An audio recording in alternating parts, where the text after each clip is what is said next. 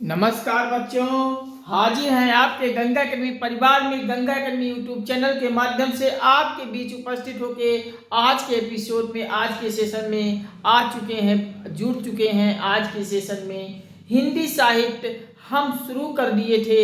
हिंदी साहित्य में कुछ चीज़ों को मैंने आपसे चर्चा कर ली थी। आप सब पिछले वीडियोस को देखोगे तो वहाँ पड़े हुए हैं, आप सब देखिए और सीरियल से हर एक वीडियो को देखिए, आपको समझ में आएगा। आज रचना से संबंधित हिंदी साहित्य की अगली कड़ी में हम आप सभी को लेकर आ चुके हैं। आप सब चैनल पर आइए, सब्सक्राइब करते हुए बेल को ऑल पे सेट कर दीजिए, प्रेस कर दीजिए बेल को और लाइक शेयर कमेंट से हमें मोटिवेट करते हुए प्रेरित कीजिए। हमारा आत्मविश्वास हौसला आत्मबल बढ़ाते जाइए। आप सब चैनल पर प्यार सपोर्ट बनाते जाइए। आप सब इतना कर दीजिए, इतना थोड़ी सी सहयोग हम आप सभी के लिए आपके अति परीक्षापयोगी महत्वपूर्ण मसाला इतना दे दूंगा कि आपके परीक्षाओं में कभी कोई हताश नहीं होगा। आपका परीक्षा हमेशा क्रैक होगा। हम एक एक मसाला एक एक खुराक को देते हुए हम पूरा सिलेबस कंप्लीट करेंगे। बस आप सभी चैनल को प्यार सपोर्ट देते जाइए, लाइक शेयर कमेंट देते जाइए, चैनल को सब्सक्राइब कीजिए। सब्सक्राइब करते ही बेल को भी प्रेस कर लीजिएगा। आप सब इतना थोड़ी सी सहयोग करते जाइए। हम आपका हर सिलेबस पूरा हर विषय को सभी परीक्षा की तैयारी हम आपका कराऊंगा। हर विषय की कंप्लीट मसाला डोज मैं आपके लिए पूरा कराऊंगा और आपके लिए ही नहीं, हम इतना डोज दे दूंगा, इतना मसाला देकर पूरा सिलेबस खत्म कर दूंगा कि आपके ही नहीं आपके अगली पीढ़ी, आपके बच्चों के लिए भी ये वीडियो काम आने वाली है। बस आप सभी चैनल पर आ जाइए और एकजुट हो जाइए, हमारा आत्मबल बढ़ा दीजिए, लाइक शेयर कमेंट से सब्सक्राइब कर दीजिए। चलिए हम आज के सेशन में आप सभी को हिंदी साहित्य में द्विवेदी युग की पर चर्चा करेंगे।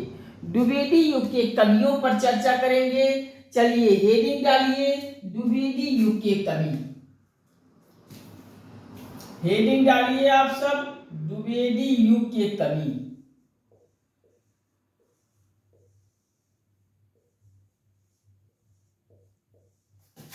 द्विवेदी युग के कवि।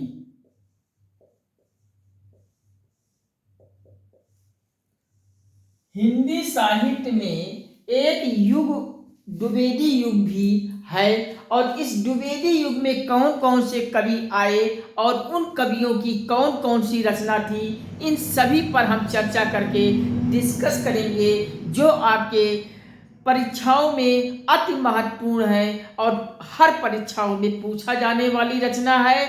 हर परीक्षाओं में पूछे जाने वाले कवियों पर हम जिक्र करने चल रहे हैं। चलिए आप सब ध्यान से वीडियोस को देखिए और पूरा हर एक वीडियो को क्रम से प्लेलिस्ट में खोल लीजिए और क्रम से प्लेलिस्ट बनी हुई है और सारे वीडियोस को देखिए, बार बार देखिए, कंठस्थ कर डालिए और कॉपी में नोट कर लीजिए, अपना नोट्स बनाइए।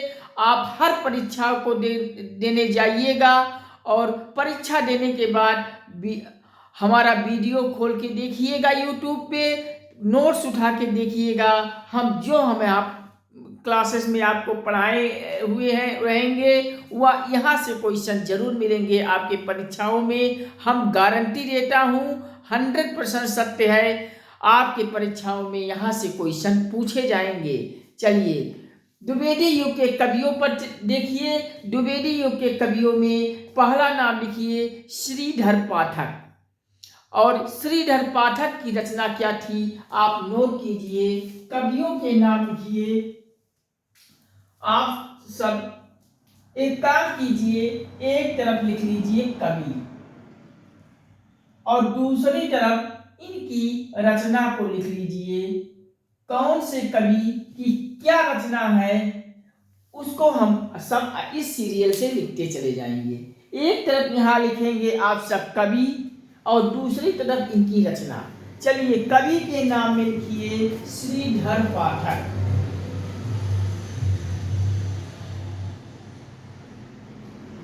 श्रीधर पाठक। और श्रीधर पाठक की रचना लिखिए गुणवंत हेमंत।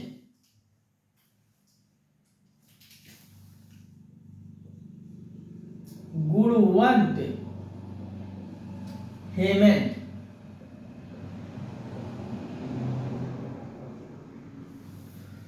श्रीधर पाठक की रचना है गुणवंत हेमंत। नोट कीजिए। और इसमें गुणवंत हेमंत में एक लाइन लिख लीजिए, खड़ी बोली की यह पहली रचना है। लिख लीजिए ब्रैकेट में आगे, खड़ी बोली की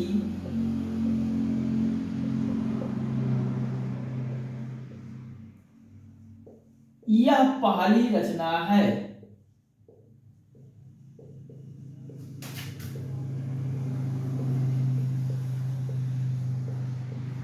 ब्रैकेट में इसी में लिख लीजिए, खड़ी बोली की यह पहली रचना है गुणवंत हेमंत के आगे। और श्री गुणवंत हेमंत किसकी रचना है? श्रीधर पाठक की रचना है। श्रीधर पाठक किस युग के कवि थे?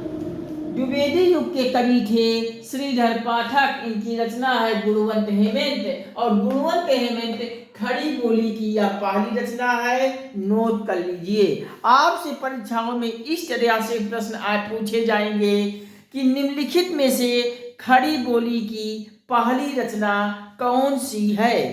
तो आप सब लिखे, वहां ऑप्शन देखेंगे गुणवंत हेमंत। और गुणवंत हेमंत जहां दिखेगा वहां टिक मारेंगे, आगे बढ़ जाएंगे। आपसे परीक्षाओं में पूछा जाएगा कि गुणवंत हेमंत किसकी रचना है, तो वहां श्रीधर पाठक पे टिक लगाएंगे। आपसे परीक्षाओं में पूछ लिया जा सकता है कि श्रीधर पाठक किस युग के कवि हैं, किस युग के कवि थे, तो वहां आप द्विवेदी युग मार के चले आइएगा। चलिए अगला कवि लिखिए महावीर प्रसाद द्विवेदी।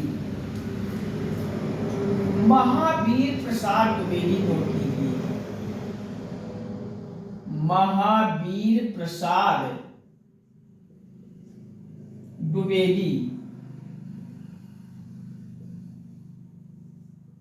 महावीर प्रसाद द्विवेदी नोट कीजिए। अगले कवि हैं द्विवेदी युग के। और महावीर प्रसाद द्विवेदी की रचना लिखिए काव्य मंजूषा। काव्य मंजूषा। काव्य मंजूषा। इसी में, इन्हीं में अगला एक और रचना है महावीर प्रसाद द्विवेदी की। अगला है सुमन, लिख लीजिए। और महावीर प्रसाद द्विवेदी की एक रचना और नोट कीजिए गंगा लहरी। गंगा लहरी। ये आप नोट कर लीजिए। महावीर प्रसाद द्विवेदी की ये 3 रचना नोट कर लीजिए, काव्य मंजूषा, सुमन और गंगा लहरी। आपसे काव्य मंजूषा भी पूछ लिया जा सकता है, सुमन भी पूछा जाए, गंगा लहरी में से कोई किसी की रचना पूछा जाए कि किसकी है, तो महावीर प्रसाद द्विवेदी की है। महावीर प्रसाद द्विवेदी की रचना काव्य मंजूषा भी है, सुमन भी है और गंगा लहरी भी है। आप सब नोट कर लीजिए। और अगला रचना लिखिए, अगले कवि का नाम लिखिए अयोध्या सिंह हरिओध। अयोध्या सिंह उपाध्याय, इनको ब्रैकेट में हरिओध भी लिख लीजिए। अगले कवि का नाम आप सब लिखेंगे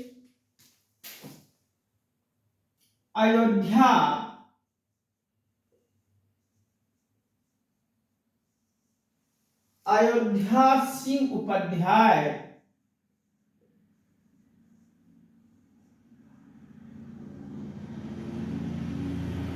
और इनके आगे, अयोध्या सिंह उपाध्याय के आगे आप सब ब्रैकेट में हरिओध लिख लीजिए। हरिओध। अयोध्या सिंह उपाध्याय के आगे ब्रैकेट में हरिओध नोट कर लीजिए और इनके आगे आप रचनाओं में लिखिए। अयोध्या सिंह उपाध्याय हरिओध की रचना को नोट कर लीजिए। पहला लिखेंगे प्री प्रवाल, प्री प्रयास, प्री प्रयास,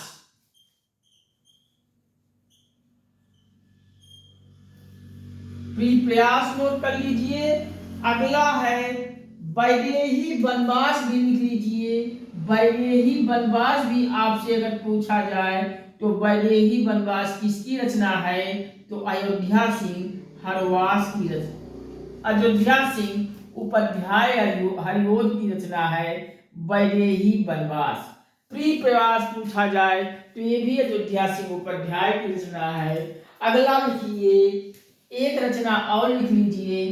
परिजात आपसे पूछा जाए कि परिजात किसकी रचना है? तो परिजात भी अयोध्या सिंह उपाध्याय हरिओध की रचना है। एक रचना और लिख लीजिए, रस कलश, रस कलश।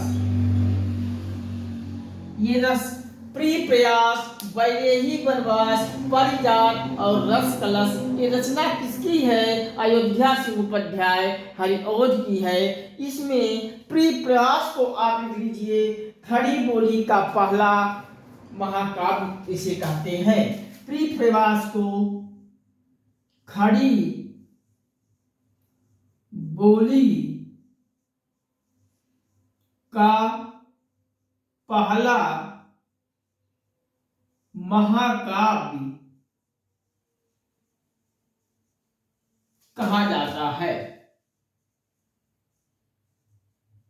कहा जाता है। इसे ब्रैकेट में आप सब नोट कर लीजिए।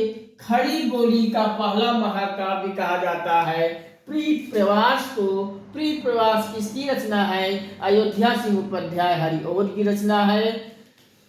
और अयोध्या सिंह उपाध्याय हरिओध की रचना इनके साथ साथ वैदेही वनवास भी है, परिजात भी है, रस कलश भी है। आप नोट कर लीजिए। आपसे परीक्षाओं में पूछा जा सकता है कि खड़ी बोली का पहला महाकाव्य किस रचना को कहा गया है? तो प्री प्रवास को कहा गया है। किसकी रचना है? अयोध्या सिंह उपाध्याय हरिओध की रचना है। आपसे पूछ लिया जा सकता है वैदेही वनवास किसकी रचना है? अयोध्या सिंह उपाध्याय हरिओध की रचना है। परिजात किसकी रचना है? तो अयोध्या सिंह उपाध्याय हरिओध की रचना है। रस कलश किसकी रचना है? तो अयोध्या सिंह उपाध्याय हरिओध की रचना है। नोट कर लीजिए, आपसे परीक्षाओं में पूछा जा सकता है। अगले कवि का नाम लिखिए, मैथिली शरण गुप्त। मैथिली शरण गुप्त।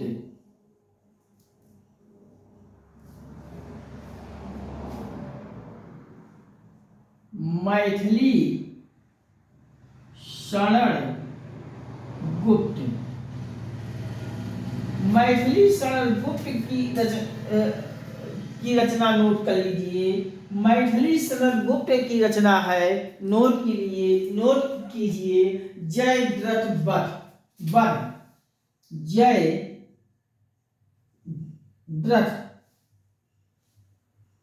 वध किसकी रचना है? मैथिली शरण गुप्त की रचना है। इनके साथ साथ किसान भी किसकी रचना है? मैथिली शरण गुप्त की रचना है। इसके साथ और भी है, साकेत भी आपसे पूछा जाता है, तो साकेत भी मैथिली शरण गुप्त की रचना है। अगला नोट कीजिए, भारत भारती। भारत भारती किसकी रचना है? तो मैथिली शरण गुप्त की रचना है। नोट कीजिए। अगला इसी में नोट कर लीजिए, पंचवटी आपसे पूछ लिया जाए, पंचवटी किसकी रचना है? तो पंचवटी भी मैथिली शरण गुप्त की रचना है। और नोट कीजिए, मेघनाथ वध। मेघनाथ वध किसकी रचना है? तो मैथिली शरण गुप्त की रचना है। नोट कर लीजिए। चलिए आप सब नोट कर लीजिए। मैथिली शरण गुप्त की रचनाओं में जयद्रथ वध है, किसान है, साकेत है, भारत भारती है, पंचवटी है, मेघनाथ वध है।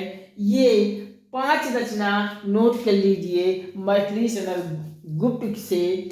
आपसे परीक्षाओं में जयद्रथ वध भी पूछ लिया जाता है, किसी परीक्षा में किसान पूछ लिया जाता है, किसी परीक्षा में साकेत को उठा के पूछ लिया जाए, कहीं भारत भारती मिल जाए, कहीं पंचवटी मिल जाए, कहीं मेघनाथ वध मिल जाए और पूछ लिया जाए कि निम्नलिखित में से किसकी रचना है, तो ये सारे 4 2 6 छह आपके मैथिली शरण गुप्त की रचना है। आप वहां मैथिली शरण गुप्त की पर टिक मारोगे।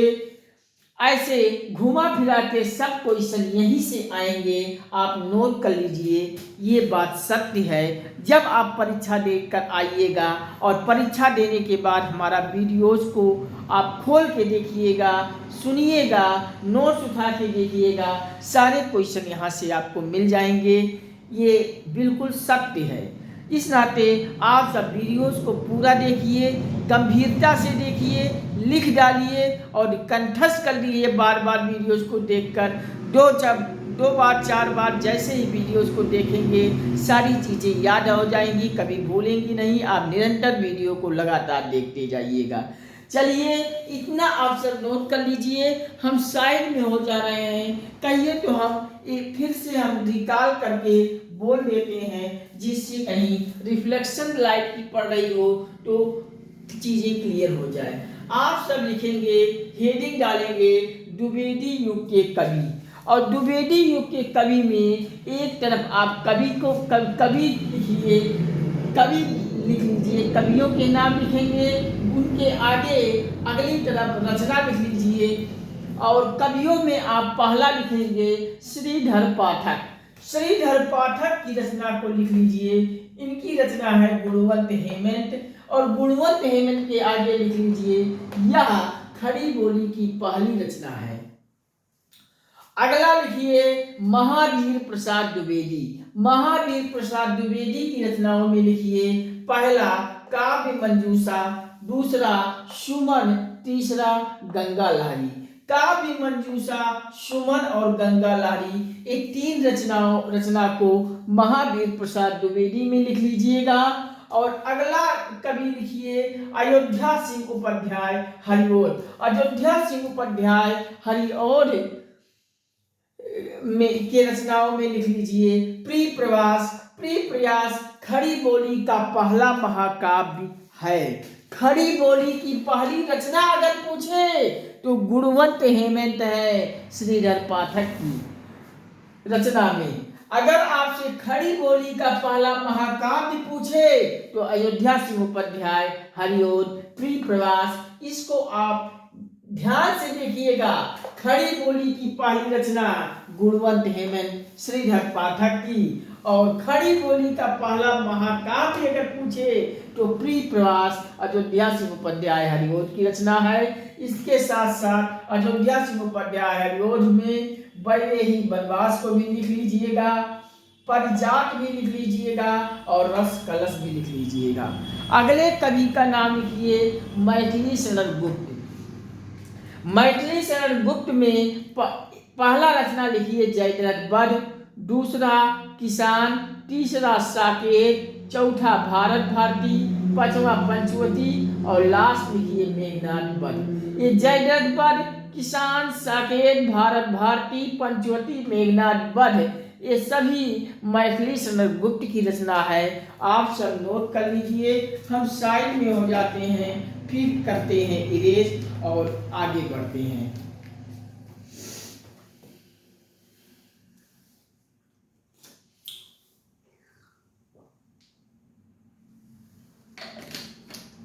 चलिए आप सब लिख लिए होंगे, हम करते हैं इरेज। और अब द्विवेदी युग के कवियों में इतना ही इम्पोर्टेंट है, यहाँ इन्हीं से सवाल पूछे जाते हैं। अब हम छायावाद के कवियों पर चर्चा करेंगे।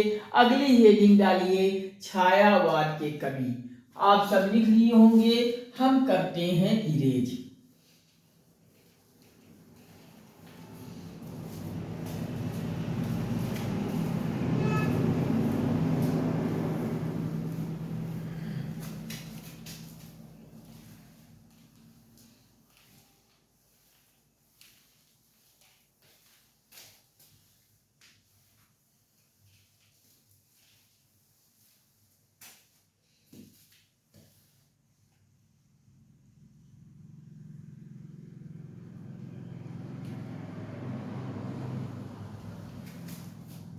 हेडिंग डालिए छायावाद के कवि।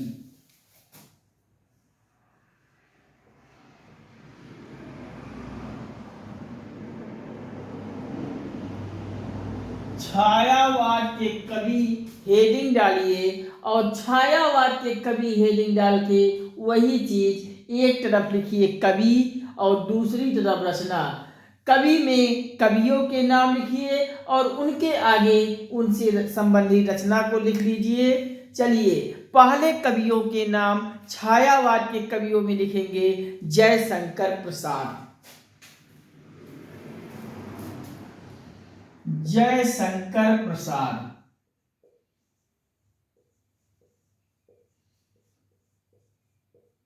और जयशंकर प्रसाद की रचना क्या है आप नोट कर लीजिए। जयशंकर प्रसाद की रचना में पहला लिखेंगे उर्वशी। उर्वशी आपसे पूछा जाए किसकी रचना है तो जयशंकर प्रसाद की रचना है। इसी में आगे लिखिए प्रेम पथिक। आपसे पूछा जाए कि प्रेम पथिक किसकी रचना है तो प्रेम पथिक भी जयशंकर प्रसाद की रचना है। आपसे पूछा जाता है कि झरना किसकी रचना है तो झरना भी जयशंकर प्रसाद की रचना है, नोट कर लीजिए। इसी में आपसे पूछा जाए लहर किसकी रचना है तो लहर भी आपकी जयशंकर प्रसाद की रचना है। आपसे पूछा जाता है आंसू किसकी रचना है तो आंसू भी जयशंकर प्रसाद की रचना है। आपसे पूछा जाता है कमायनी किसकी रचना है तो कमायनी भी आप जयशंकर प्रसाद की रचनाओं में लिख लीजिए। तो जयशंकर प्रसाद की रचना इस प्रकार से, ये सब जयशंकर प्रसाद की रचनाओं में आप सब लिख लीजिए। पहला जयशंकर प्रसाद की रचनाओं में पहला उर्वशी, आगे प्रेम पथिक, झरना, लहर, आंसू, कमायनी, ये सब जयशंकर प्रसाद की रचनाएं हैं। आपसे पूछा जाता है उर्वशी निम्नलिखित में से किसकी रचना है जयशंकर प्रसाद की है। प्रेम पथिक किसकी है जयशंकर प्रसाद की है। झरना जयशंकर प्रसाद की है। लहर किसकी रचना है जयशंकर प्रसाद की। आंसू किसकी रचना है जयशंकर प्रसाद की। कमायनी किसकी रचना है तो जयशंकर प्रसाद की रचनाओं में आप नोट कर लीजिए। आगे बढ़िए सूर्यकांत त्रिपाठी निराला की रचनाओं में। चलिए इतना आप सब नोट कर लीजिए। हम नीचे हो सकता है नहीं दिखाई दे आपको, कैमरा नीचे ना हो तो हम इसको इरेज करते हैं और आगे हम सूर्यकांत त्रिपाठी निराला पर चलते हैं। या कहिए आप इतना नोट कर लीजिए। इसी में हम यहाँ आप लिखिए सूर्यकांत त्रिपाठी। सूर्यकांत त्रिपाठी। सूर्यकांत त्रिपाठी और आगे इसी में निराला लिख लीजिए, ब्रैकेट में निराला लिख लीजिए। सूर्यकांत त्रिपाठी के आगे ब्रैकेट में निराला लिख लीजिएगा और सूर्यकांत त्रिपाठी निराला के कवियों के नाम में आप सब लिखिएगा और इनके आगे रचना लिख लीजिए। सूर्यकांत त्रिपाठी निराला की रचनाओं में लिख लीजिए। पहली रचना लिख लीजिए परिमल। परिमल किसकी रचना है सूर्यकांत त्रिपाठी निराला की रचना है। आपसे पूछा जाता है तोड़ती पत्थर किसकी रचना है तो तोड़ती पत्थर भी सूर्यकांत त्रिपाठी निराला की रचना है, नोट कर लीजिए। तोड़ती पत्थर किसकी रचना है सूर्यकांत त्रिपाठी निराला की रचना है। आपसे पूछा जाता है अनामिका किसकी रचना है तो अनामिका भी सूर्यकांत त्रिपाठी निराला की रचना है, आप नोट कर लीजिए अनामिका।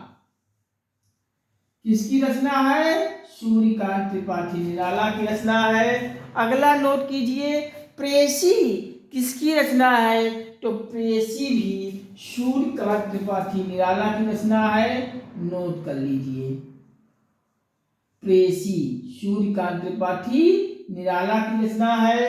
अगला नोट कीजिए, आपसे पूछा जाता है कुकुरमुट्टा, कुकुरमुट्टा किसकी रचना है? तो कुकुरमुट्टा भी सूर्यकांत त्रिपाठी निराला की रचना है। नोट कर लीजिए, कुकुरमुट्टा, कुकुरमुट्टा किसकी रचना है? सूर्यकांत त्रिपाठी निराला की रचना है। आपसे पूछा जाता है नए पत्ते, नए पत्ते किसकी रचना है? सूर्यकांत त्रिपाठी निराला की रचना है। नोट कर लीजिए, परिमल किसकी रचना है? सूर्यकांत त्रिपाठी निराला की रचना है। तोड़ती पत्थर किसकी रचना है? सूर्यकांत त्रिपाठी निराला की रचना है। अनामिका किसकी रचना है? सूर्यकांत त्रिपाठी निराला की रचना है। प्रेसी किसकी रचना है? सूर्यकांत त्रिपाठी निराला की रचना है। कुकुरमुट्टा किसकी रचना है? सूर्यकांत त्रिपाठी निराला की रचना है। नए पत्ते किसकी रचना है? सूर्यकांत त्रिपाठी निराला की रचना है। नोट कर लीजिए। उर्वशी किसकी रचना है? जयशंकर प्रसाद की रचना है। प्रेम पथिक किसकी रचना है? जयशंकर प्रसाद की रचना है। झरना किसकी रचना है? सूर्यकांत त्रिपाठी निराला की झरना किसकी रचना है? जयशंकर प्रसाद की रचना है।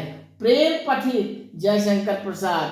उर्वशी जयशंकर प्रसाद। लहर किसकी रचना है? जयशंकर प्रसाद। आंसू किसकी रचना है? जयशंकर प्रसाद की। कमायनी जयशंकर प्रसाद की रचना है। और सूर्यकांत त्रिपाठी निराला की रचना परिमल, तोड़ती पत्थर, अनामिका, प्रेयसी, कुकुरमुट्टा, नए पत्ते, ये सब नोट कर लीजिए। आप सब देखिए, ध्यान से पढ़िए एकाग्र होकर।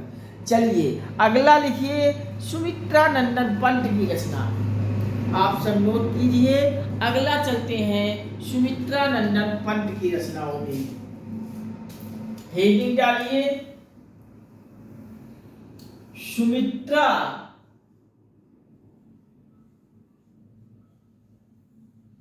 नंदन पंत की रचना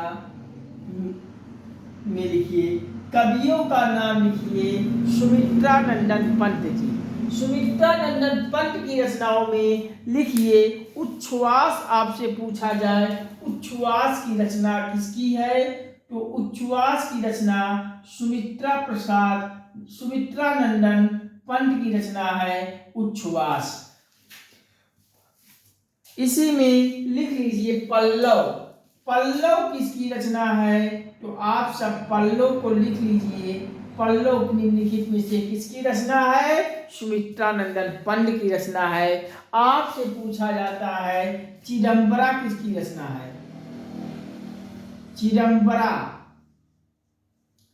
चिदंबरा किसकी रचना है? सुमित्रा नंदन पंत की रचना है। आप सब नोट कर लीजिए, चिदंबरा सुमित्रा नंदन पंत की रचना है। काला और बूढ़ा चार आप किसकी रचना है? काला और बूढ़ा चार। काला और बूढ़ा चार निम्नलिखित में से किसकी रचना है? सुमित्रा नंदन पंत की रचना है। नोट कीजिए। लोकायतन किसकी रचना है? आपसे पूछा जाता है लोकायतन किसकी रचना है? तो लोकायतन निम्नलिखित में से किसकी रचना है? तो सुमित्रा नंदन पंत की रचना है। नोट कर लीजिए। चलिए हम एक बार फिर से रिकॉल करते हैं सभी को, आप सब ध्यान से नोट कीजिए। जयशंकर प्रसाद की रचनाओं में आप नोट कीजिए उर्वशी, प्रेम पथिक, झरना, लहर, आंसू, कमायनी। ये जयशंकर प्रसाद की रचना है। सूर्यकांत त्रिपाठी निराला की रचनाओं में नोट कीजिए परिमल, तोड़ती पत्थर, अनामिका, प्रेसी, कुकुरमुट्टा, नए पत्ते। सूर्यकांत त्रिपाठी निराला की रचनाओं में नोट कीजिए। सुमित्रा नंदन पंत की रचनाओं में नोट कीजिए उच्छ्वास किसकी रचना है? सुमित्रा नंदन पंत की रचना है। पल्लव, चिदंबरा, काला और बूढ़ा चांद लोकायतन ये सुमित्रा नंदन पंत की रचनाएं हैं। आप सब नोट कीजिए, हम साइड में हो जा रहे हैं, आप सब नोट कर लीजिए। थोड़ा सा हम पीते हैं जल, आप सब नोट कर लीजिए, फिर हम इरेज करके आगे बढ़ते हैं।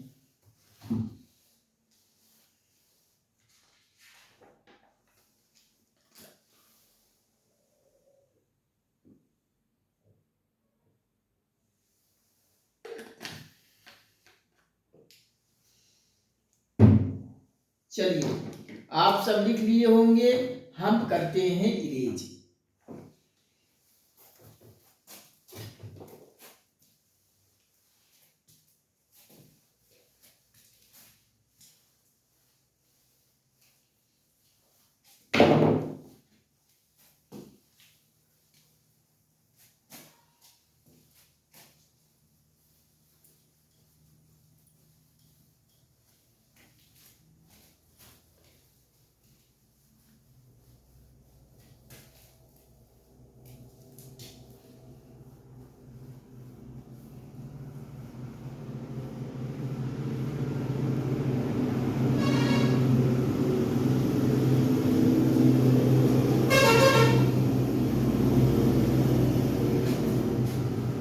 चलिए लिखिए, कवियों में लिखिए महादेवी वर्मा की रचना। कवि में नाम लिख लीजिए अब महादेवी वर्मा। महादेवी वर्मा कवियों में लिख लीजिए और महादेवी वर्मा की रचनाओं में आगे रचना में लिखिए। महादेवी वर्मा की रचना है रश्मि, नीरज, यामा, दीपशिखा। ये आपसे पूछा जाए तो महादेवी वर्मा की रचना है। महादेवी वर्मा में की रचना याद कर लीजिए। रश्मि पूछा जाए किसकी रचना है? महादेवी वर्मा की रचना है। नीरज किसकी रचना है? महादेवी वर्मा की रचना है। यामा पूछा जाता है, महादेवी वर्मा की रचना है। और दीपशिखा आपसे पूछा जाता है तो महादेवी वर्मा की रचना है। नोट कर लीजिए। आपसे पूछा जाता है रश्मि किसकी रचना है? रश्मि किसकी रचना है? तो महादेवी वर्मा की रचना है। आपसे पूछा जाता है नीरज किसकी रचना है? तो महादेवी वर्मा की रचना है। आपसे पूछा जाता है यामा किसकी रचना है? तो महादेवी वर्मा की रचना है। आपसे पूछ लिया जाता है दीपशिखा। दीपशिखा किसकी रचना है? तो महादेवी वर्मा की रचना है। ये आप सब नोट कर लीजिए महादेवी वर्मा की रचनाओं में। आगे आपसे पूछा जाता है माखनलाल चतुर्वेदी। कवियों के नाम में लिखिए माखनलाल चतुर्वेदी। माखनलाल चतुर्वेदी। माखनलाल चतुर्वेदी कवियों में लिखिए और माखनलाल चतुर्वेदी की रचनाओं को नोट कर लीजिए। तो क्या लिखे हैं माखनलाल चतुर्वेदी? तो आप लिख लीजिए हिम तरंगनी। अगर आपसे पूछा जाता है कि हिम तरंगनी किसकी रचना है तो आप महादेवी माखनलाल चतुर्वेदी को लगाएंगे। हिम तरंगनी की रचना है माखनलाल चतुर्वेदी की रचना है। माखनलाल चतुर्वेदी की रचनाओं में लिख लीजिए हिम तरंगनी। हिम तरंगनी निम्नलिखित में से किसकी रचना है? माखनलाल चतुर्वेदी की रचना है। नोट कर लीजिए। और माखनलाल चतुर्वेदी के आगे आप एक ब्रैकेट में लिख लीजिएगा कि एक भारतीय आत्मा इन्हें कहा जाता है। इन्हें माखनलाल चतुर्वेदी को एक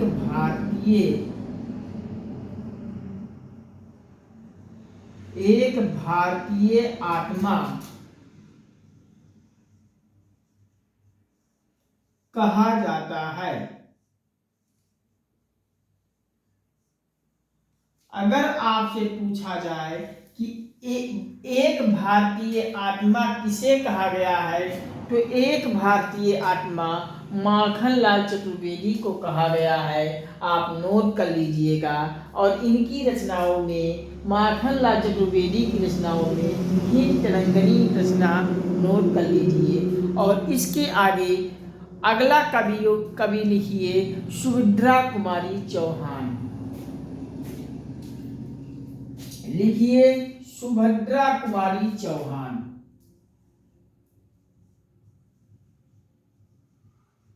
सुभद्रा कुमारी चौहान। सुभद्रा कुमारी चौहान की रचनाओं में आप नोट कीजिए।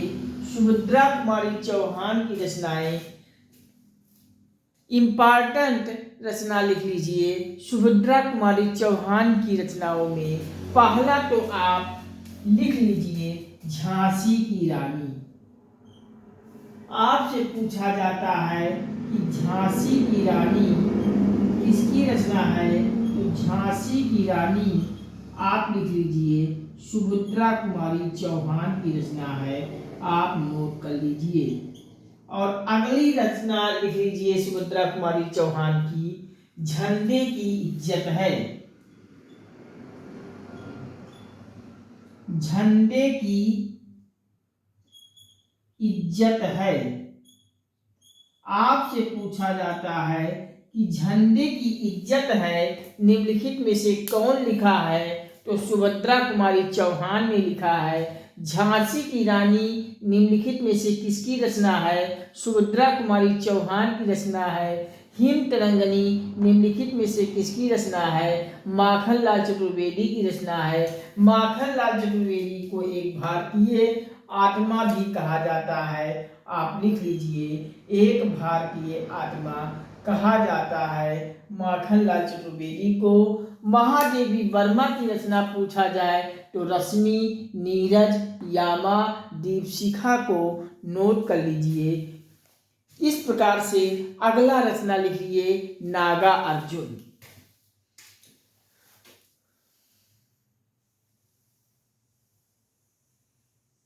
नागा अर्जुन की रचना लिख लीजिए।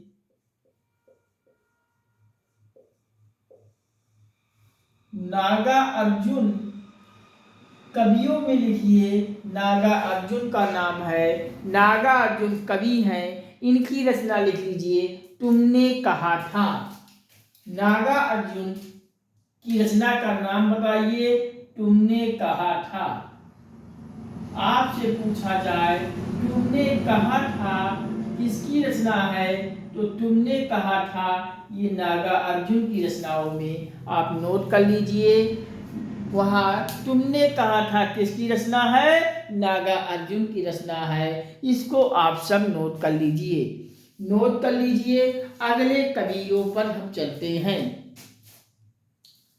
चलिए इतना आप सब लिख लीजिए, हम इरेज कर देते हैं, फिर हम आगे साफ साफ अगले कवियों पर चर्चा और करते हैं। क्योंकि इसी में स्पेस तो है, लिख सकते हैं, लेकिन इसी में लिख देंगे तो घमंजा हो जाएगा। आप सब वो को समझने में दिक्कत होने लगेगी। इस नाते आप सब इतना नोट कर लीजिए। हम साइड में हो जा रहे हैं, कहिए तो हम रिकॉल कर दें, आप सबको बोल दें एक एक को। हम आप सब लिख लीजिए। महादेवी वर्मा की रचनाओं में लिखिए रश्मि है, नीरज है, यामा है, दीपशिखा है। रश्मि, नीरज, यामा, दीपशिखा महादेवी वर्मा की रचनाओं में लिखिए। माखनलाल चतुर्वेदी के आगे लिख लीजिए इन्हें एक भारतीय आत्मा को कहा जाता है और इनकी रचनाओं में लिख लीजिए माखनलाल चतुर्वेदी की रचना हिम तरंगणी। सुभद्रा कुमारी चौहान की रचनाओं में झांसी की रानी लिख लीजिए और झंडे की इज्जत है। ये दोनों रचना सुभद्रा कुमारी चौहान की रचना है और तुमने कहा था ये नागार्जुन की रचना है। आप सब नोट कर लीजिए। हम थोड़ा सा पीते हैं जल, फिर हम आगे बढ़ते हैं।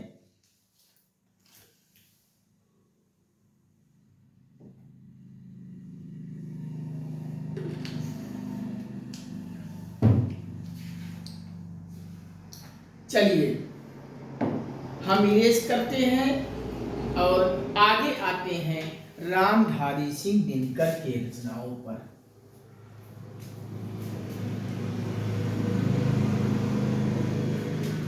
कहीं अगर आपको समझने में कहीं एनी प्रॉब्लम हो, दिक्कत हो, परेशानी हो तो आप हमें कमेंट लिखेंगे।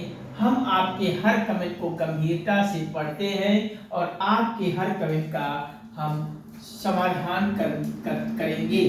आप सबको कहीं कोई प्रकार की एनी प्रॉब्लम हो तो आप सब हमें बताइए और साथ साथ प्रतियोगी परीक्षाओं से संबंधित कोई प्रॉब्लम, कोई प्रकार का समस्या हो तो आप हमें कमेंट में लिखेंगे। हम आपके हर कमेंट का जवाब देंगे। चलिए अगले कवियों में लिखिए रामधारी सिंह दिनकर।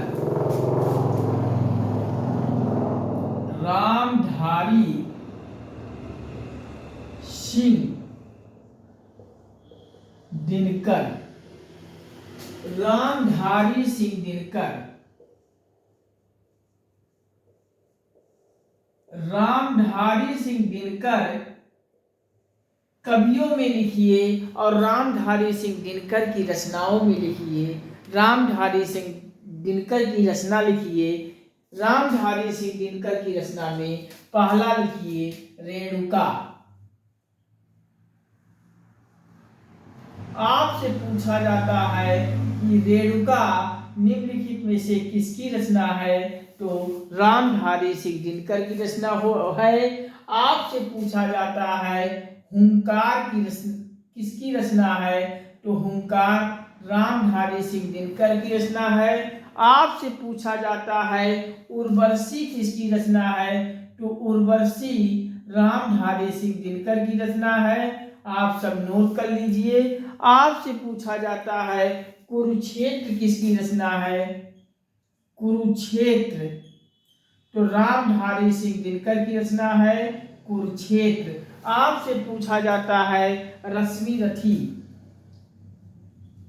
रश्मि रथी किसकी रचना है, तो रश्मि रथी रामधारी सिंह दिनकर की रचना है। आप सब नोट कर लीजिए।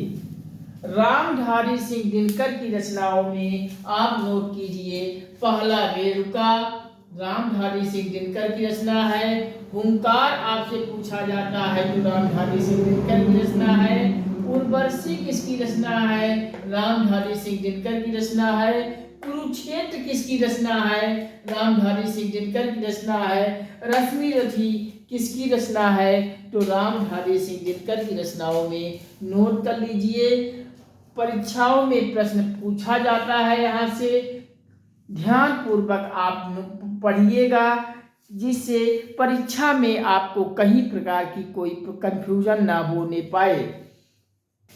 चलिए रामधारी सिंह दिनकर की ये रचनाएं आप नोट कर लीजिए, रेणुका, हुंकार, उर्वशी, कुरुक्षेत्र और रश्मि रथी। अगले कवियों पर हम चलते हैं, आप सब लिख लीजिए इतना। अगले कवि हैं सच्चिदानंद हीरानंद वात्स्यायन। आगे नोट कीजिए अगले कवि सच्चिदानंद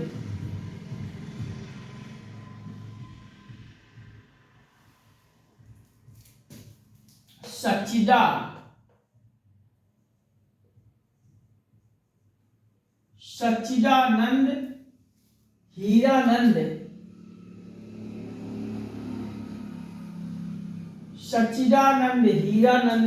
वात्सायन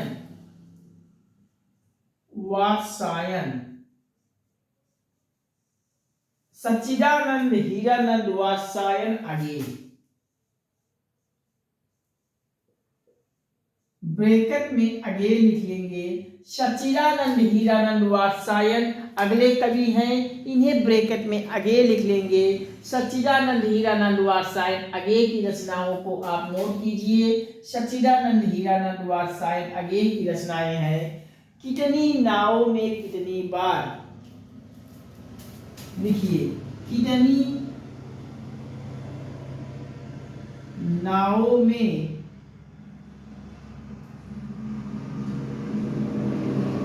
कितनी बार।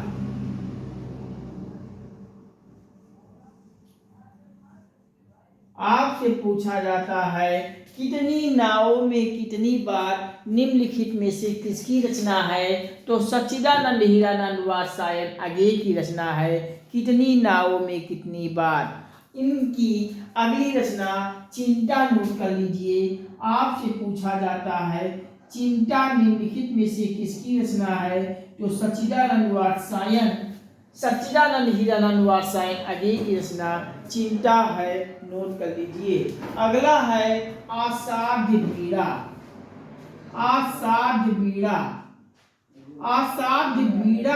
निम्नलिखित में से किसकी रचना है, तो आप सब नोट कर लीजिए। असाध्य बीड़ा रामधारी सिंह दिनकर की रचना है असाध्य बीड़ा। इनके साथ साथ अगला रचना सच्चिदानंद हीरानंद वात्सायन की रचना में अगला लिखिए पहले मैं सन्नाटा बुनता हूँ। पहले मैं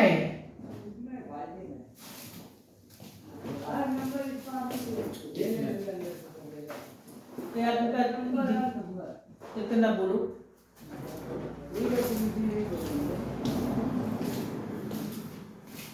पहले मैं सन्नाटा बुनता हूँ।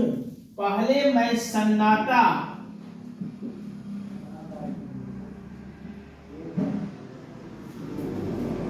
बुनता हूँ।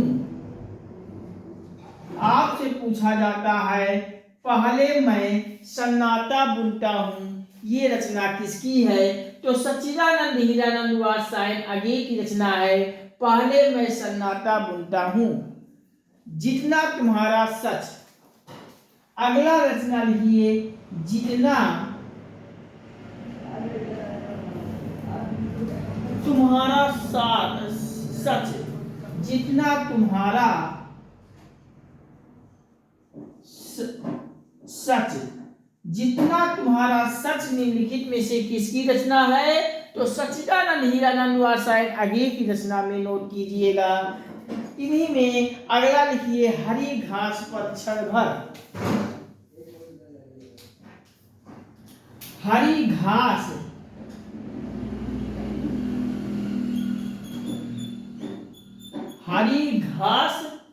पर क्षण भर किसकी रचना है, तो सच्चिदानंद हीरानंद वात्सायन की रचना है। आप लिख लीजिए हरी घास पर क्षण भर। हरी घास पर क्षण भर निम्नलिखित में से किसकी रचना है, सच्चिदानंद हीरानंद वात्सायन अगे की रचना है। और इन्हीं की रचनाओं में अगला है प्रेम काव्य। पूछ लिया जाए निम्नलिखित में से प्रेम काव्य को बताइए किसकी रचना है, तो प्रेम काव्य भी आपकी हो जाएगी सच्चिदानंद हीरानंद वात्सायन अगे की रचना है। इन रचनाओं को आप सब नोट कर लीजिए। आपसे पूछा जाता है कि सच्चिदानंद हीरानंद वात्सायन की रचना, सच्चिदानंद हीरानंद वात्सायन के आगे ब्रैकेट में अगे लिख लीजिएगा और इनकी रचनाओं को लिख लीजिए कितनी नाव में कितनी बार निम्नलिखित में से किसकी रचना है, तो सच्चिदानंद हीरानंद वात्स्यायन आगे की रचना है। चिंता किसकी रचना है? तो सच्चिदानंद हीरानंद वात्स्यायन आगे की रचना है। असाध्य बीड़ा किसकी रचना है?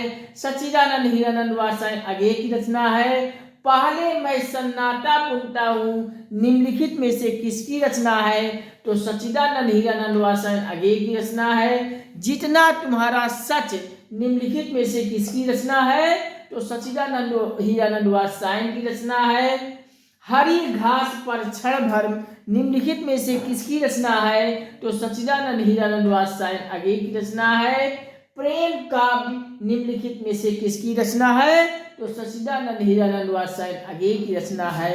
आपसे पूछ लिया जाए रेणुका किसकी रचना है? तो रामधारी सिंह दिनकर की रचना होगी। हुंकार किसकी रचना है? रामधारी सिंह दिनकर की रचना है। उर्वशी किसकी रचना है? रामधारी सिंह दिनकर की रचना है। कुरुक्षेत्र किसकी रचना है? रामधारी सिंह दिनकर की रचना है। रश्मि रथी किसकी रचना है? तो रामधारी सिंह दिनकर की रचना है। आप सब नोट कर लीजिए। चलिए इतना नोट कर लीजिए, फिर आगे हम एक और है उसको भी बता देते हैं। हरिवंश राय बच्चन की रचना, फिर हमारा छायावादोत्तर काल के कवियों पर हम आ जाएंगे। चलिए आप सब लिख लिए होंगे। चलिए हम इरेज करते हैं और हरिवंश राय बच्चन पर चर्चा करते हैं। कहिए तो हम एक बार और निकाल कर दें जिससे कहीं आपको कोई प्रॉब्लम ना हो। रामधारी सिंह दिनकर की रचनाओं में लिखिए रेणुका, हुंकार, उर्वशी, कुरुक्षेत्र और रश्मि रथी। और अगले कवियों में सच्चिदानंद हीरानंद वात्स्यायन आगे की रचनाओं में नोट कीजिए। इनकी रचना है कितनी नाव में कितनी बार, अगला चिंता, अगला असाध्य बीड़ा, आगे दूसरा है पहले मैं सन्नाटा बुनता हूँ, अगला जितना तुम्हारा सच, अगला हरी घास पर क्षण भर और अगला है प्रेम काव्य। सच्चिदानंद हीरानंद वात्स्यायन आगे की रचना है। आप सब लिख लिए होंगे। चलिए आप सब लिखिए, हम थोड़ा सा जल पीते हैं और फिर बढ़ते हैं आगे।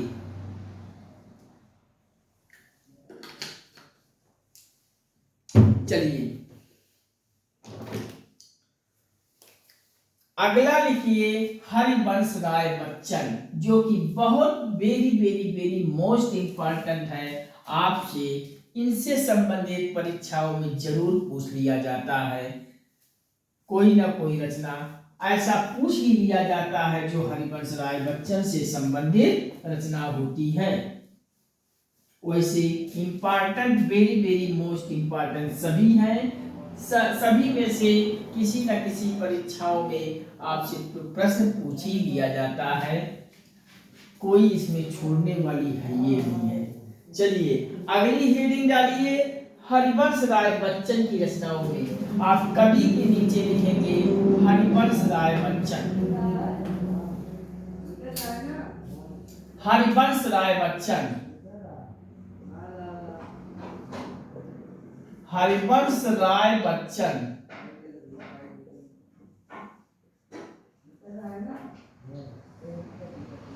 हरिवंश राय बच्चन की रचनाओं में आप नोट कीजिए। एक मिनट मत बोलो यार, डिस्टर्ब होते हैं। हरिवंश राय बच्चन की रचनाओं में आप नोट कीजिए। हरिवंश राय बच्चन कवि में हरिवंश राय बच्चन नोट कर लीजिएगा। और हरिवंश राय बच्चन की निम्नलिखित में से कौन कौन सी रचना है, आप इनकी रचनाओं को नोट कर लीजिए जो आपकी परीक्षाओं में पूछे जाते हैं। हरिवंश राय बच्चन की रचनाओं में आप पहला लिखेंगे मधुशाला। मधुशाला निम्नलिखित में से किसकी रचना है? तो मधुशाला हरिवंश राय बच्चन की रचना है। आपसे पूछा जाता है मधुबाला किसकी रचना है? तो मधुबाला भी हरिवंश राय बच्चन की रचना है, नोट कर लीजिए। अगला है मधु कलश। आपसे पूछा जाता है मधुकलश निम्नलिखित में से किसकी रचना है? तो मधुकलश भी हरिवंश राय बच्चन की रचना है। आपसे पूछा जाता है खाकी के फूल निम्नलिखित में से किसकी रचना है? तो खाकी के फूल भी हरिवंश राय बच्चन की रचना है। खाकी के फूल। आपसे पूछ लिया जाता है कि नीड़ का निर्माण फिर किसकी रचना है? तो नीड़ का निर्माण फिर हरिवंश राय बच्चन की रचना है। नीड़ का निर्माण फिर निम्नलिखित में से किसकी रचना है? तो हरिवंश राय बच्चन की रचना है। नोट कर लीजिए। चलिए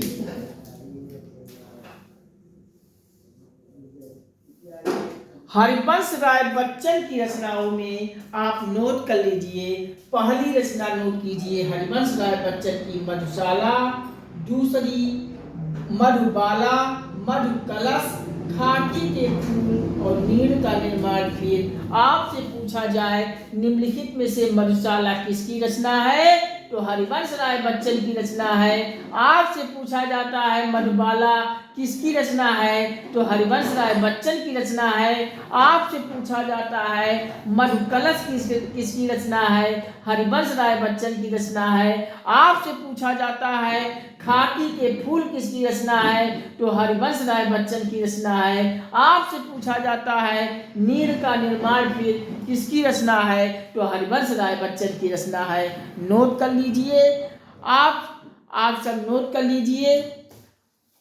हम साइड में हो जा रहे हैं, आप सब नोट कर लीजिए।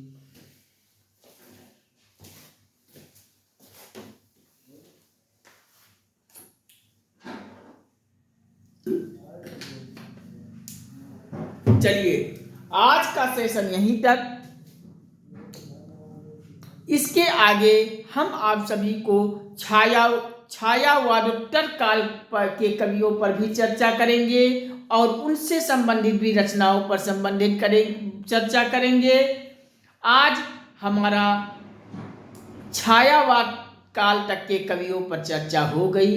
इसके आगे छायावादोत्तर काल के कवि हैं और इनसे संबंधित कवि और उनकी रचनाओं पर भी हम कल के सेशन में, कल के एपिसोड में प्रकाश डालेंगे और उनको भी बताएंगे। और आप सब एक एक कवियों को, उनकी रचनाओं को रट लीजिए।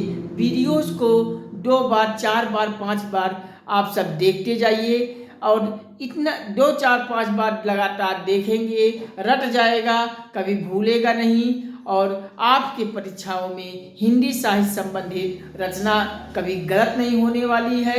आज के इस सेशन से आप सब, बस आप सभी से यही बार बार गुजारिश करते हुए निवेदन कर रहा हूँ, आप सभी से करबद्ध निवेदन कर रहा हूँ, सहृदय निवेदन कर रहा हूँ कि आप सभी गंगा एकेडमी यूट्यूब चैनल पर आइए, गंगा एकेडमी चैनल को सब्सक्राइब कीजिए। आप सबको करना क्या है, अपने मोबाइल में, लैपटॉप में यूट्यूब खोलना है।